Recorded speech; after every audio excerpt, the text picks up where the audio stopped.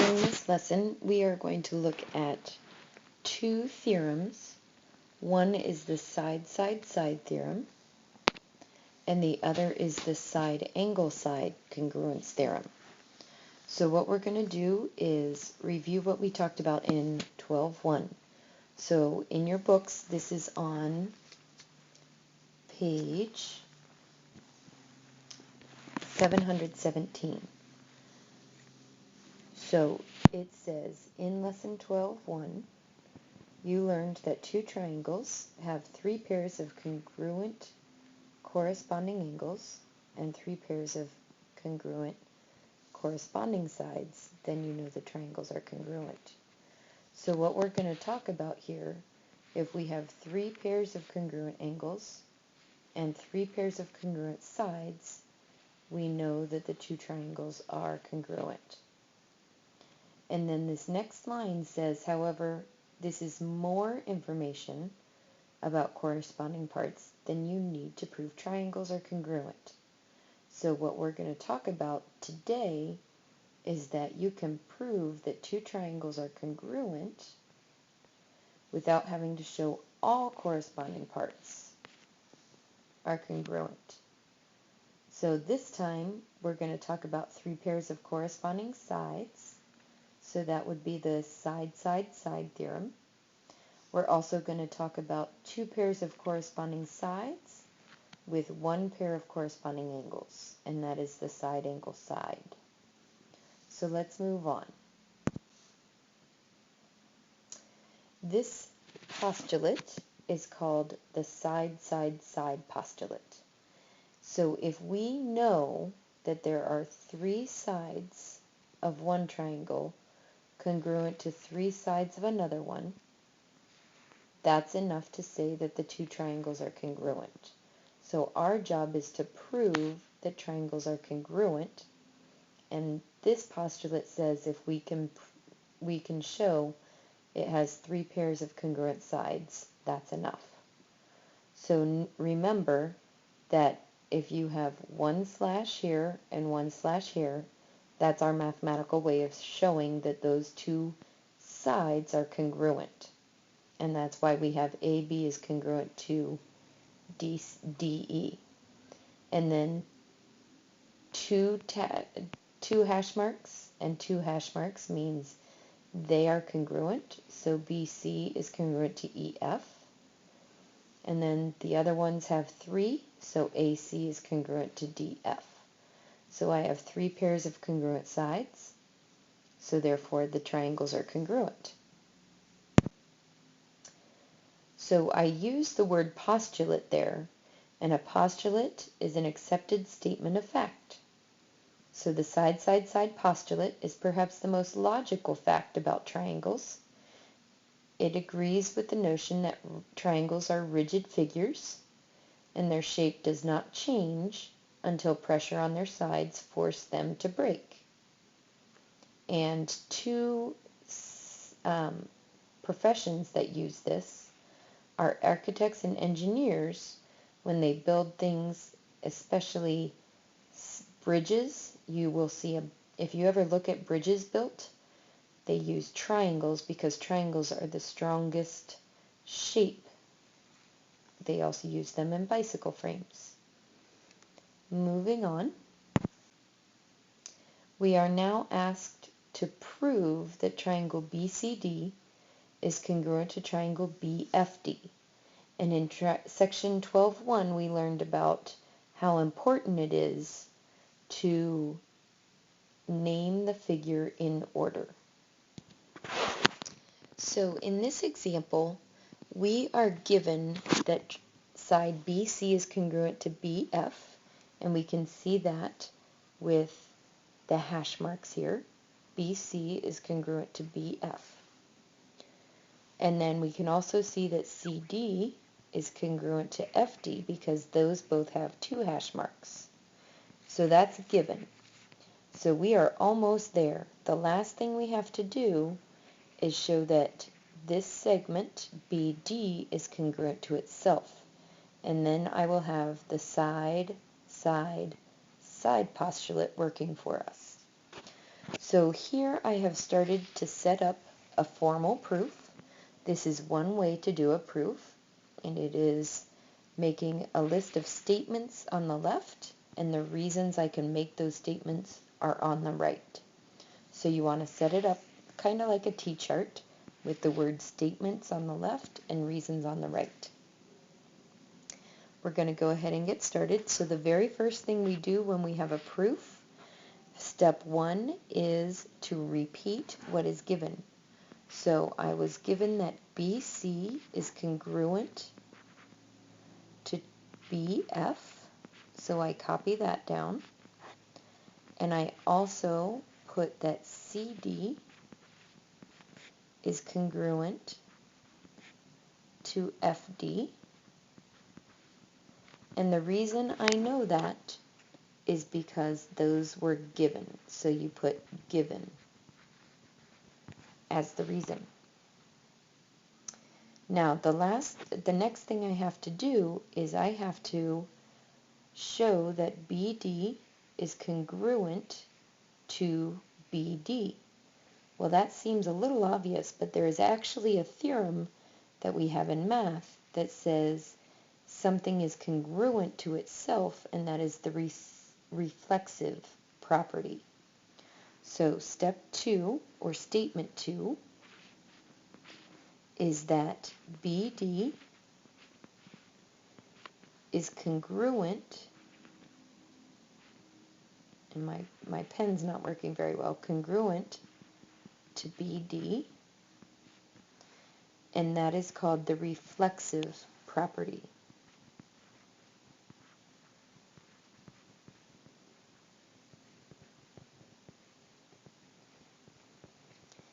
And the reflexive property says that any segment is congruent to itself. Now we have an ability to put 3 dashes there. So BD is congruent to itself. And now you can see that we have side, side, side, congruent to side, side, side. So that is the side, side, side postulate. We are now able to actually state that the two triangles are congruent. Notice how it's named, BCD. So BCD is congruent to BFD because angles C and D are corresponding angles.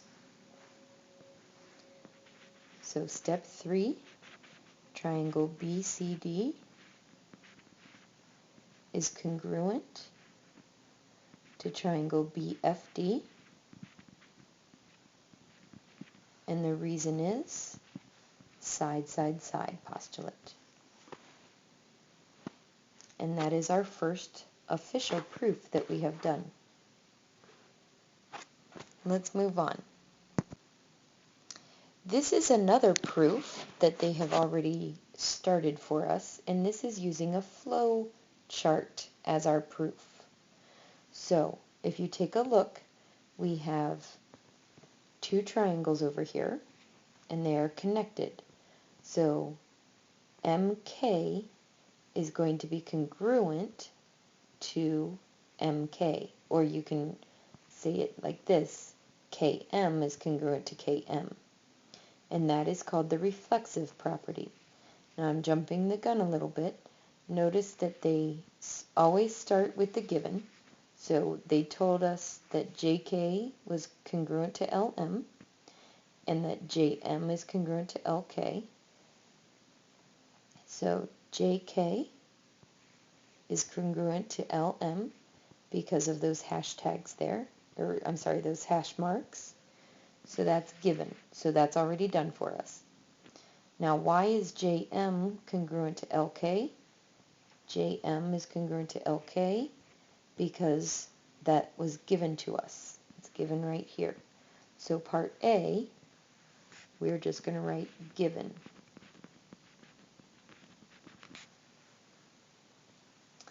And then part B, why is KM congruent to KM? That is the reflexive property. Anything is congruent to itself. So we're going to write in here, we're going to put our three hash marks, and we're going to say that's because of the reflexive property.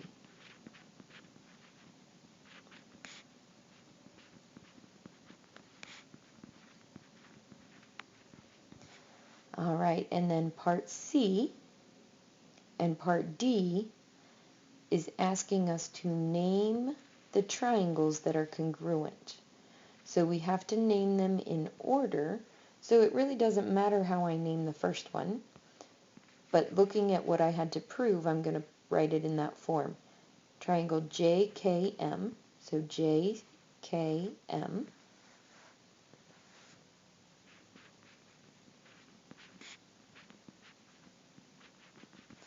is congruent, and now we have to look at what J matches up with. J matches up with L. J here matches up with L. So JKM matches up with LMK.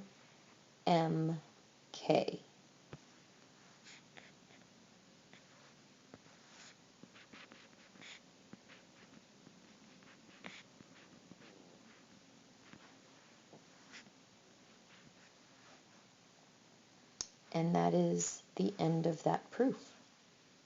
Let's move on. Now this time we are given some information, so we are going to, I like to do the T-charts for our proof.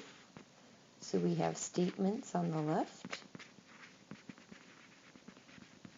and we have reasons or justifications on the right. And we always start with the given. So the first thing I'm going to do is rewrite what is given to me. IE is congruent to GH. And I also know EF is congruent to HF. And the other thing is that F is the midpoint.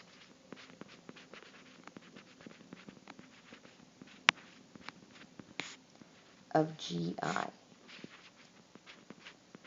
So all of that is the given.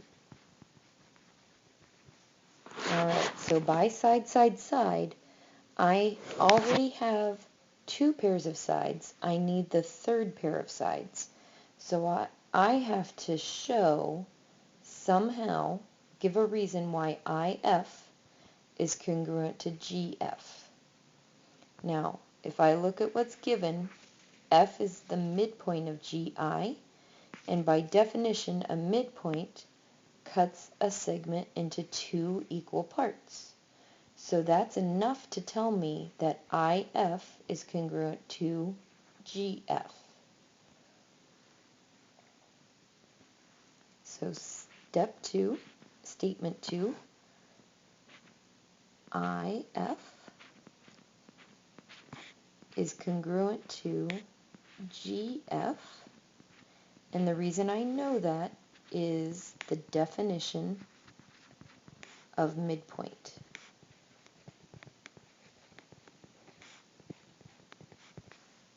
So I'm going to put my markings up here. That's 3 markings, and that's 3 markings. So now I have explained why all 3 sides of one triangle pair up with 3 sides of the other triangle, so I am ready to make my congruence statement that triangle EFI is congruent to triangle HFG, and the reason I can say that is by the side postulate. All right, let's move on. Now we are ready to talk about the side angle side postulate, and in order to do that, we need to understand what the word included indicates. So you can show relationships between a pair of corresponding sides and included angles. So an included angle is in between the two sides that are given. We also have included angles. I'm sorry, that was an included angle. We also have included sides, which is what we're talking about here. BC is included between angles B and C. So included means inside of or in between. So our postulate here is saying, this is the side angle side postulate, and it says if two sides and an included angle are congruent to two sides and the included angle of another triangle, that's enough to say that two triangles are congruent. So here we have a side congruent to a second side congruent to a second side, and notice that the angle that is marked is in between the two sides that are marked, so that's an included angle. So if I can show side, angle, side, then that's enough to show that the two triangles are congruent. So in order to show that side angle side works, we need the angles here. So since they each have one marking, they are congruent. That's given. We also know that segment LB is congruent to itself by the reflexive property.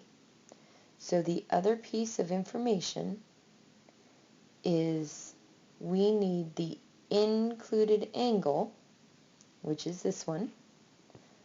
So that means we have to know LE is congruent to BN. So we need LB to be congruent to BN.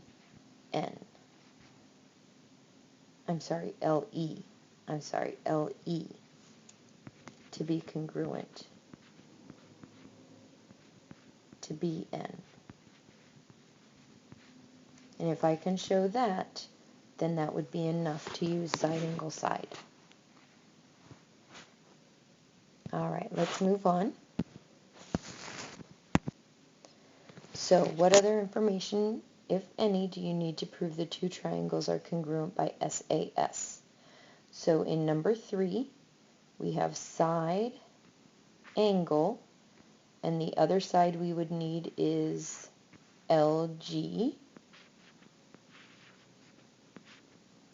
And we would need to show that that is congruent to, and then we have QM, and we have the angle. We need the side to make that angle included, so we need MN. So that's what we need to make angles L and M included.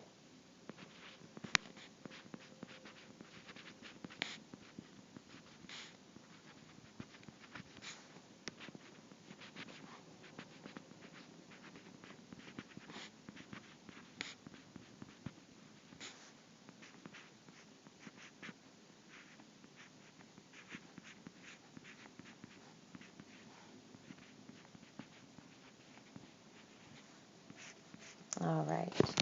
Now, number 4, you see that you have two sides and an angle marked, but the problem is that this angle is not the included angle.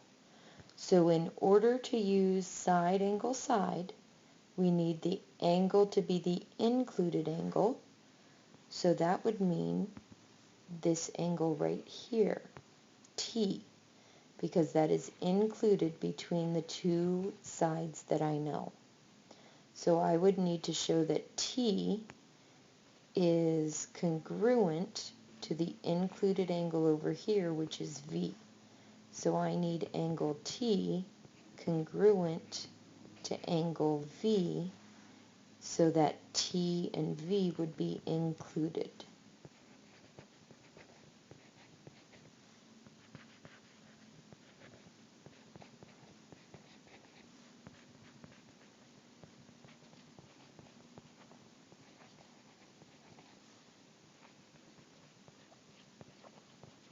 All right, let's move on. In this question, we're asked which of the postulates would we use with the markings that we are given? Would we use side, side, side, or side, angle, side? Now we have to look at the markings carefully. So I'm going to color code them. So we have side, and then we have side. We don't have the angle in between those, so that doesn't work. And we have side. Okay. Now, do we have an included angle? So the angle right here that's marked is between blue and red. So we would have to have the angle between blue and red marked over here, but we don't.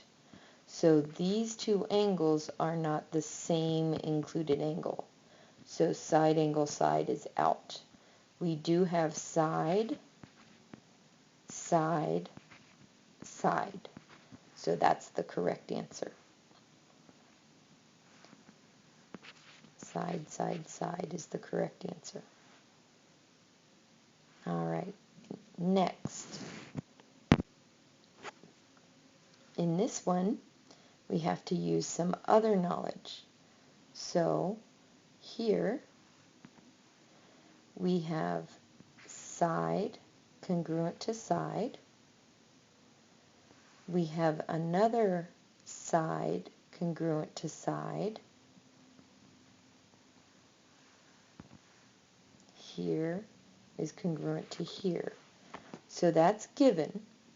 Now, is there any other information given so that we have enough to prove those two triangles are congruent?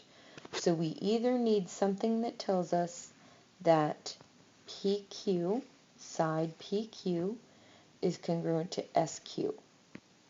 So we don't have any more information up here. We would also need the included angle. Now I do know that this angle and this angle are congruent. And I know that because they're vertical angles, so that's the vertical angle theorem. But those are not the included angles. We need angle T congruent to angle R, but nothing is given there either. So this is not enough information. So as you watch this, you probably want to pause this to get all this written down. There's not enough information. We need PQ congruent to SQ, but we don't know that, and there's nothing in the problem that tells us they are. We would need to be told that Q is a midpoint of PS to state that fact. We also know that this angle PQT is congruent to SQR by the vertical angles theorem, but those are not the included angles, so we don't have enough information. All right, and this is the last one of our notes. Now, do we have enough information to use either side, angle, side, or side, side, side? Now, the big hint is that we do have angles shown to us. Right here is an angle, and here is an angle. So I'm going to start by thinking we might be able to use side, angle, side. So we know that side AB is congruent to side CD, because of those markings. And we also know the gray angles, BAC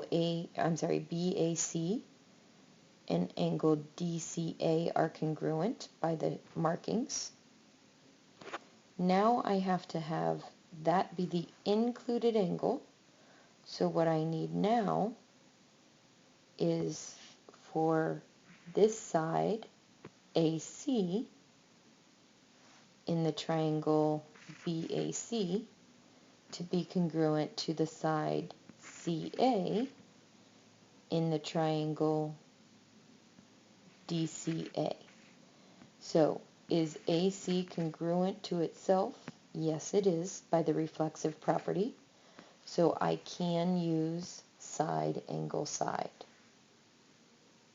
So I'm going to write some stuff down now. You may want to pause so that you can copy all of it down.